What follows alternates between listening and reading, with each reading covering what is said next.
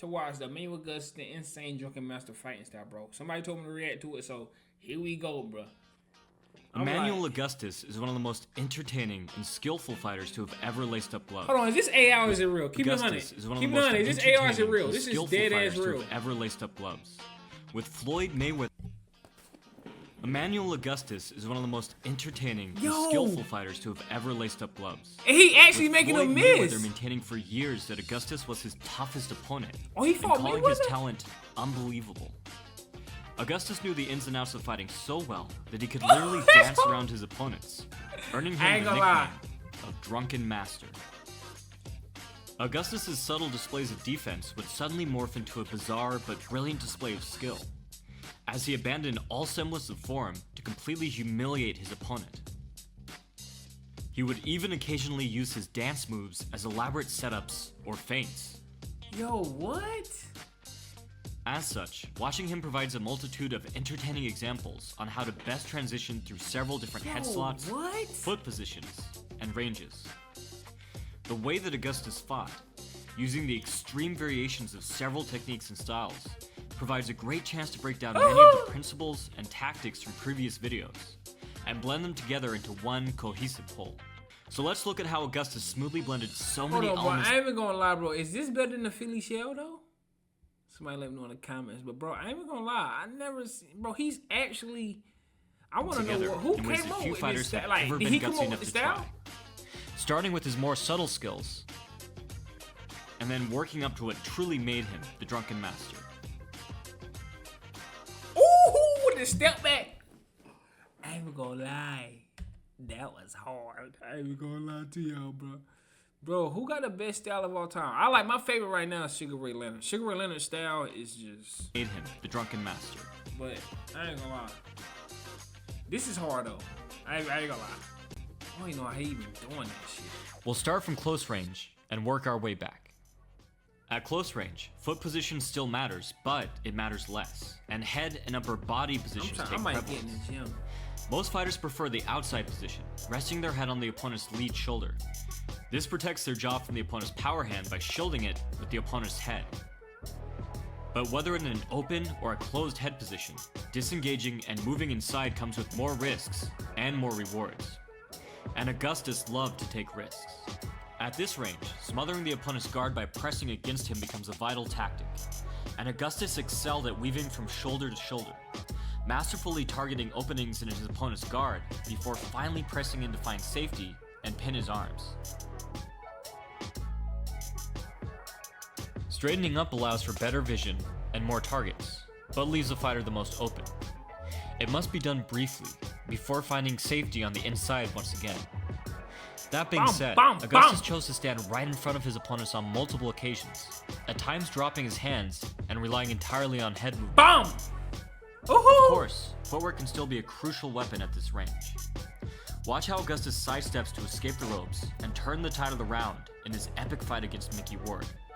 This Mickey Ward? Ooh. At mid to long range, these same principles still apply. Since it's impossible to find safety by smothering the opponent at this distance, head movement in tandem with footwork takes prevalence for sophisticated defense. Moving the shoulders between a squared up position and a safer, more narrow position can take on a vital defensive role. No pun intended. I hate dancing on him. I gotta watch him. I gotta actually watch him. Let me know in the comments, should I actually watch him like a highlights or like a dog or something on him, bro. And bro, I'm gonna watch that Gotti versus that war fight, bro. Y'all told me to watch that. I'm gonna watch that. But bro, what? As well as put a fighter in position to counter. Ooh. Ooh. A square posture provides lateral head movement in either direction, allowing a fighter to set up shots off of the center line. Here Augustus slips and weaves inside and outside in order to evade his opponent's punches and load up power into his counters. Oh, I like Mickey. I like this style. This style is fire. In contrast, a more narrow posture provides for greater protection and allows greater lateral movement. When he got them cheetah pants on, he nasty with it. A combination of shoulder rolls, pulls, and ducks can make for a powerful defense. He nasty with it. He got them cheetah pants. Part of what made Augustus special was his ability to shift forwards and backwards in order to extend the range of his head movement and take advantage of multiple positions. For instance, Augustus would commonly step back into southpaw to shoulder roll lead side attacks, and then duck low to exit out at an angle. Ooh.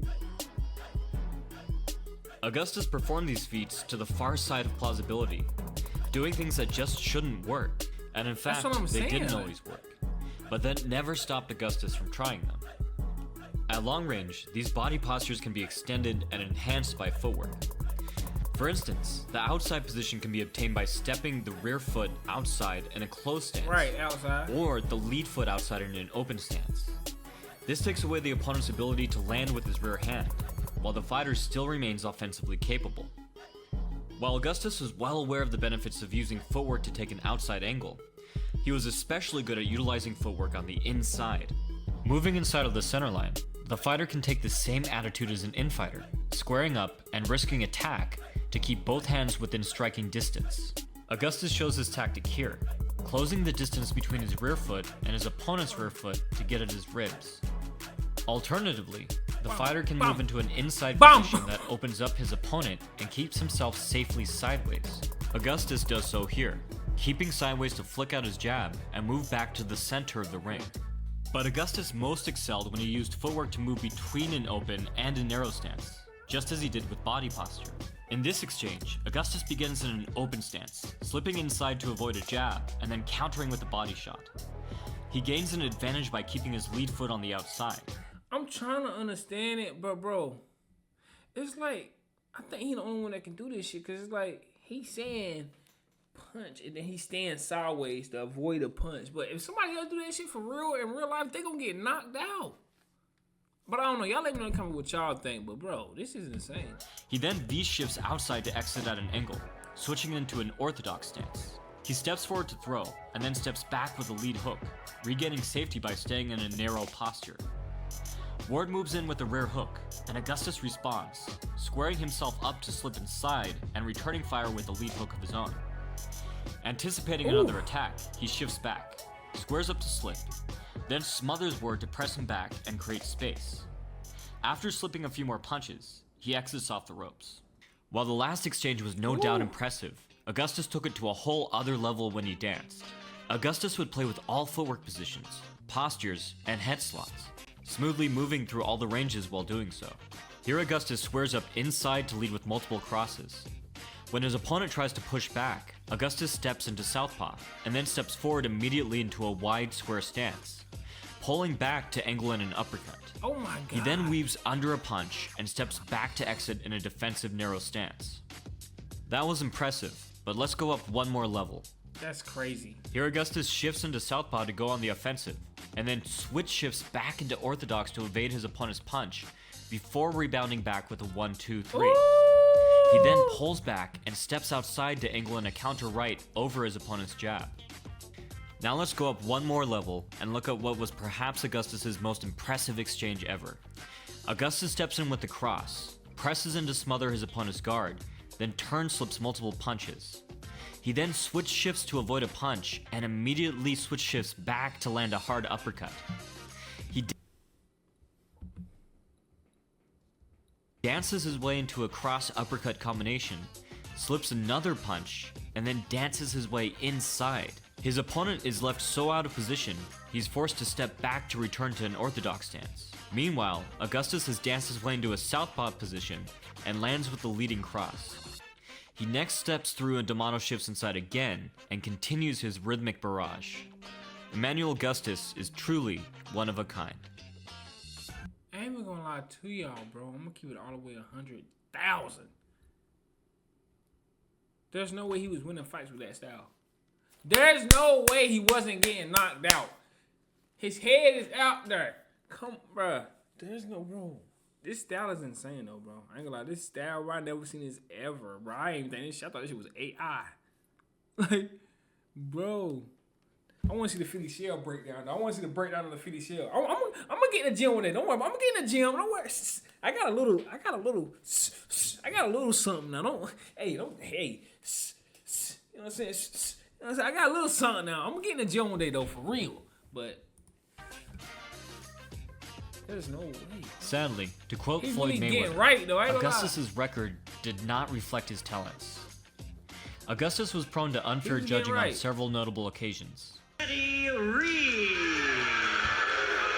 The judge is definitely bullshit. While the crowd reacted predictably. Many of his bouts were taken on a few weeks or even a few days' notice, Ooh, and Augustus would show up ooh, underweight, ooh. not yet fully recovered from his last bout. And despite all of his skills, Augustus's lack of power prevented him from winning several fights. All the same, Augustus's antics and skillful display of boxing Damn. has earned him a devoted Damn, bro. See, I hate when shit like that happens, bro. following of lifelong fans, many of which have been asking for a breakdown every single video since the inception of the channel. All I can say is, sorry it took so long. But I'm gonna lie to you, If you're interested in upping the fact that they kept him fighting almost every other week, that's how he was an attraction. People love seeing him. Damn. He must ain't have knockout power. He didn't have knockout power like that. He couldn't, because he wasn't knocking people out like that. He was just putting hands on people though. But that style is insane. I want to see some other wild styles though. I want to see some other wild styles. We still gonna be reacting to docs and boxing legends, but somebody give me some more wild styles in the comments that I can react to, bro. But look, I am getting in the gym. I'm gonna get in the gym. I'm gonna get in the gym and spar. I'm gonna get in the gym. I'm gonna get in the gym, bro. Let me know in the comments. Should I get in the gym, bro? Hey, and I'm gonna see y'all next video. Y'all already know what's going on, man. But hey, let me know who to react to next. But I'm gonna see y'all next, man. No, man. This was insane though, bro. I can't even count.